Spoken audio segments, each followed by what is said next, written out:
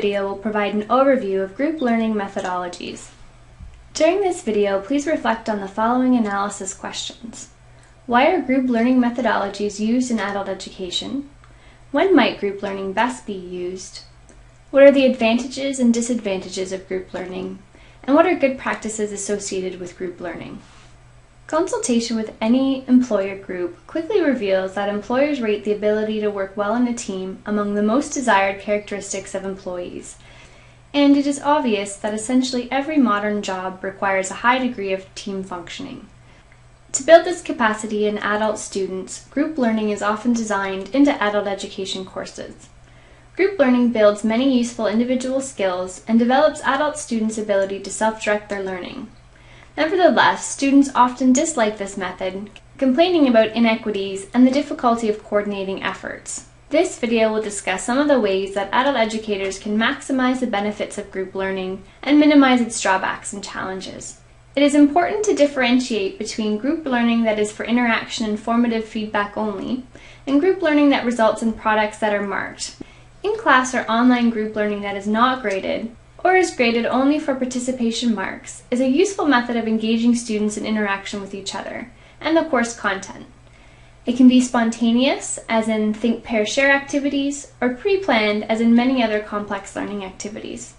Group projects, on the other hand, require much more pre-planning and thought if they are to be successful. Because the next video will focus on active learning techniques, this module will discuss group projects that result in a graded product. The group learning approach has the following advantages. It exposes students to the diversity of their team members' working and learning styles. It builds interpersonal interaction skills among the students. It provides an experience of a longer-term project with multiple stages and tasks. It builds project, workload, and time management skills, which are critical to the academic and employment success. It provides opportunities to master group writing tasks. It mimics real-world tasks that adults will encounter in the workplace or future study. It provides opportunities for students to learn from each other. It allows individual students to contribute to the project in their areas of strength while benefiting from team members' strengths. It builds autonomy among students. And it also reduces the teacher's marking workload, making more complex learning feasible in large student enrollment classes. Group learning is best used in situations in which the content is complex and of a broad scope, so that students can benefit from an extended project involving high-level cognitive skill application. When students are in upper levels of their program of study and can be expected to have developed a solid foundation of both content and communication skills, as well as the maturity to manage team functioning successfully. There is a reasonable amount of time for students to interact in teams and synthesize their learning. And the adult learning program within which the group learning resides leads to employment or further education in which the ability to work in teams is valued. As anyone who has ever experienced it can attest, group learning can be a challenging experience for students. The very characteristics that make it useful can also provide significant barriers to success, such as the diversity of student readiness and ability, the need to work together smoothly, the need to negotiate leadership and equity issues, and the difficulty of producing a collective product that fits together while representing the contributions of individuals. As a result, students are often reluctant to engage in such projects and can often resist. As well, intervention and vigilance on the part of the teacher are necessary if students are to be successful.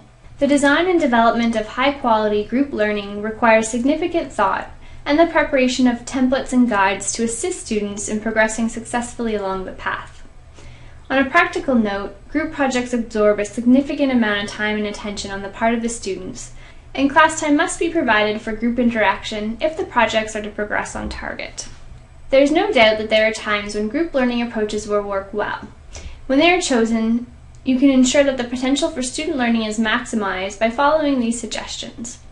Choose this approach only when the target students are mature, self-motivated, self-disciplined, and therefore likely to succeed. Choose this approach when the content is suitable for group learning and there is sufficient time and enough resources for students to create a high-quality product. Provide as much supervised class time for group work as possible, and monitor progress through listening in and asking questions during the group work time. Consider having students choose their groups by signing up for a topic of their choice, rather than on the basis of whom they'd like to work with. This approach increases the diversity among teams and ensures that team members have at least one thing in common. It also serves to break up cliques and helps to distribute high and lower ability students among teams. Provide templates for group analysis activities that guide a dialogue about team member strengths and abilities so that group functioning is balanced and takes advantages of strengths. Provide templates for time and workload planning, including the requirement for one or more graded progress reports to help structure group efforts and production schedules. Consider providing direct instruction on project management, conflict resolution, and interpersonal group dynamics. Also, you can include templates for self and peer evaluations in the final grade. These enable the rewarding of extra effort and consequences for failure to do a fair share of the work. The inclusion of these mechanisms helps to reduce the phenomenon of social loafing. Please reflect on the following synthesis questions. Which philosophy of adult learning is most consistent with the group learning approach? Would group learning be more likely to be used in formal, informal, or non-formal adult education? What adult education providers would be most likely to use group learning? And how might the group learning methods be combined with other approaches? And what ways would this combination address some of the disadvantages or limitations of group learning?